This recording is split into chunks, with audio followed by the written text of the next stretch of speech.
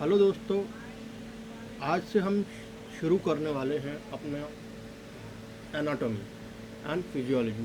ठीक है। तो जैसा कि मैंने पहले ही बताया था कि अगर मेरे एक सब्सक्राइबर हो जाएंगे तो मैं आपको नेक्स्ट वीडियो दूंगा। अब क्योंकि मेरे 3 सब्सक्राइबर हो चुके हैं तो अब हम अपना एनाटॉमी शुरू करने जा रहे हैं। देखो, इस सीरीज़ में हम क्या करने वाले हैं। देखो, हम अपना बी फार्मा का सिलेबस भी कवर करेंगे, साथ में जितने भी गवर्नमेंट जॉब के एग्ज़ाम्स हैं, चाहे जी पैट हो, चाहे AMCRE हो, चाहे RRB हो। क्योंकि अभी आपने रिसेंटली RRB का एग्ज़ाम देखा होगा, वो बहुत ज़्यादा टफ आया था। ठीक है। तो हमें बिल्कुल शुरू से शुरू करना होगा, बिल्कुल स्क्रैच से शुरू करना होगा। ठीक है ना। तो हम जैसा कि बी फार्मा सिलेबस जैसा कि बी फार्मा में सिलेबस दिया हुआ है, हम उसी के अकॉर्डिंग चलेंगे। ठीक है। तो बी फार्मा में पहला जो सेमेस्टर है उसमें पहला जो सब्जेक्ट है वो है एनाटॉमी एंड फिजियोलॉजी। ठीक है। हम वही शुरू करने वाले हैं। ठीक है। तो आज हम शुरू करने वाले हैं the human body and orientation. ठीक है। तो इस चैप्टर में हम क्या क्या पढ़ने वाले हैं, पहले ये देख लेते हैं। एनाटॉमी और physiology provide a framework that helps us understand the human body. ठीक है ना। तो एनाटॉमी और फिजियोलॉजी क्या है, एक फ्रेमवर्क देता है जिससे कि हम ह्यूमन बॉडी को अच्छे से समझ सकें। यानी कि हमारी बॉडी के अंदर जितनी भी ऑर्गन्स हैं, जितनी भी टिश्यूज़ हैं, सेल्स हैं, उन सबको अच्छे से समझने के लिए हमें एनाटॉमी और फिजियोलॉजी की हेल्प लेनी पड़ेगी। ठीक है ना। अब ये जो एनाटॉमी और फिजियोलॉजी है, ये हमें एक फ्रेमवर्क देता है। ठीक है ना, कि हमें क्या क्या उसके अंदर पढ़ना है जिससे कि हम अपनी ह्यूमन बॉडी को अच्छे से समझ सकें। ठीक है ना। तो कैसे, जैसे कि what are anatomy and physiology. Anatomy और फिजियोलॉजी होता क्या है और ये आपस में कैसे रिलेटेड है। ठीक है ना। उसके बाद how is the body organise structurally. हमारी जो बॉडी है वो किस तरह से स्ट्रक्चरली किस तरह से ऑर्गेनाइज है, कौन सा ऑर्गन कहाँ पे लगा हुआ है, उसका जो स्ट्रक्चर है वो हमें इस सब्जेक्ट में पढ़ने को मिलता है। What are the requirements for life. ठीक है ना। लाइफ के लिए क्या क्या रिक्वायरमेंट्स हैं वो भी हम इस सब्जेक्ट में पढ़ेंगे। How does the body keep its internal environment in balance. ठीक है। जो बॉडी है वो अपना उसके बॉडी के अंदर का जो इंटरनल एनवायरनमेंट है वो कैसे बैलेंस रखती है। What terms do we need to describe anatomy. ठीक है ना। हमें एनाटॉमी को समझने के लिए कौन कौन से टर्म्स के बारे में जानना जरूरी है, और बॉडी कैविटीज़ और मेम्ब्रेन। ठीक है ना। ये सब चीज़ें का जो बेसिक है वो हम अपने 11th-12th के क्लास में पढ़ चुके हैं। ठीक है ना। अब हम इसको और डिटेल में पढ़ने वाले हैं। ठीक है। तो देखो, welcome to the study of one of the most fascinating subject possible, your own body. देखो, बी फार्मा में वही बच्चे जाते हैं जिनका नीट में सिलेक्शन नहीं होता है। ठीक है ना। कोई भी अपनी मर्जी से B pharma D pharma join नहीं करता है। हाँ, इसमें आने से पहले सबका पहला चॉइस वही होता है कि वो MBBS करें। ठीक है ना, जिससे कि वो अच्छे डॉक्टर बन सकें। ठीक है। लेकिन किसी वजह से वो उसमें नहीं जा पाते हैं तो वो बी फार्मा, क्योंकि उनके लिए सेकंड बेस्ट ऑप्शन यही लगता है, बी फार्मा डी फार्मा। ठीक है ना, या BAMS BHMS, क्योंकि वो भी थोड़ा सा मेडिकल लाइन से रिलेटेड है। ठीक है ना। तो एटलीस्ट MBBS का जो थोड़ा बहुत एसेंस है वो हम इस बी फार्मा सब्जेक्ट में हम देखेंगे। है ना।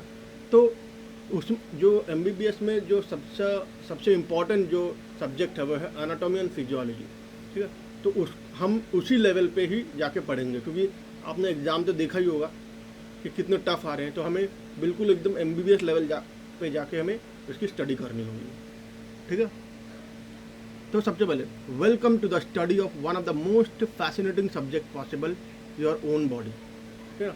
यानी कि आपका स्वागत है एक सबसे फैसिनेटिंग, सबसे मज़ेदार, सबसे हैरान कर देने वाला सब्जेक्ट, वो है आपकी ह्यूमन बॉडी। ठीक है ना। आपकी बॉडी के अंदर हर पल कितने ही चीज़ें चल रही हैं जिसके बारे में आपको पता भी नहीं है, ऑटोमेटिकली या आपकी मर्जी के अनुसार कितनी चीज़ें चल रही हैं लेकिन आपको पता ही नहीं है उसके बारे में, ठीक है। तो उनके बारे में हमें समझना, उनके बारे में जानना, वो सब चीज़ें हम इस सब्जेक्ट में पढ़ेंगे। Such a study is not only highly personal but timely as well. We get news of some medical advance almost daily.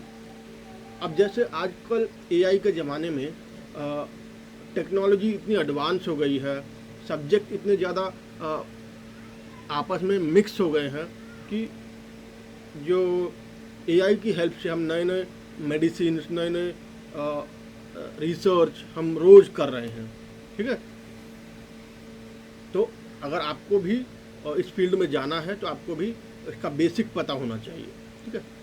To appreciate emerging discoveries in molecular genetics, to understand new techniques for detecting and treating disease, and to make use of published facts on how to stay healthy, you will find it helps to learn about the workings of your body. Yeah. अब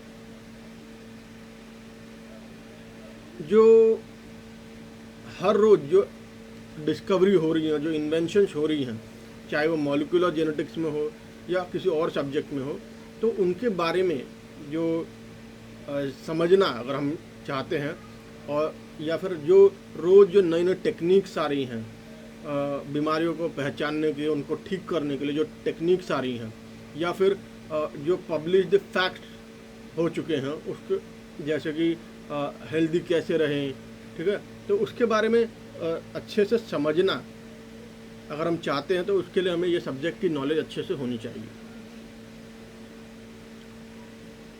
If you are preparing for a career in health sciences, the study of anatomy and physiology has added reward because it provides the essential foundation for your clinical experiences. तो अगर आप health sciences में अपना career बनाना चाहते हैं तो सबसे important जो सब्जेक्ट है वो यही है, एनाटॉमी और फिजियोलॉजी, ठीक है। जिससे कि आपका जो आप उसमें जो क्लिनिकल एक्सपीरियंसेस उसमें देखेंगे, चाहे MBBS हो, बी फार्मा हो, BHMS हो या BAMS हो, कोई भी मेडिकल साइंस से रिलेटेड या हेल्थ साइंस से रिलेटेड कोई भी सब्जेक्ट हो, उसमें एनाटॉमी और फिजियोलॉजी ज़रूर पढ़ाया जाता है। तभी आप जो है आप जो है उसमें जो क्लिनिकल एक्सपीरियंस जो आपका उसमें अच्छा होगा। In this chapter, we define and contrast anatomy and physiology and discuss how the human body is organized. तो इस चैप्टर में हम क्या क्या पढ़ने वाले हैं कि हम सबसे पहले देखेंगे एनाटॉमी और फिजियोलॉजी होता क्या है, उसकी डेफिनेशन या और उनमें डिफरेंसेस क्या हैं, ठीक है। और साथ ही साथ हम ये भी डिस्कस करेंगे कि कैसे जो ह्यूमन बॉडी है वो ऑर्गेनाइज्ड की हुई है। Then we review needs and process common to all living organisms. उसके बाद हम देखेंगे कि जो जितने भी लिविंग ऑर्गेनिजम्स हैं उनकी नीड्स क्या है, ठीक है ना, उनको ज़िंदा रहने के लिए क्या क्या चीज़ें ज़रूरी हैं और उनकी बॉडी में क्या क्या प्रोसेस चल रहे हैं उसके बारे में भी हम पढ़ेंगे। 3 essential concept, the complementarity of structure and function, the hierarchy of structural organization and homeostasis. RRB में इससे रिलेटेड क्वेश्चन आया था, समझ रहे हो, इसीलिए हमें एक एक लाइन पढ़ना जरूरी है, ठीक है ना।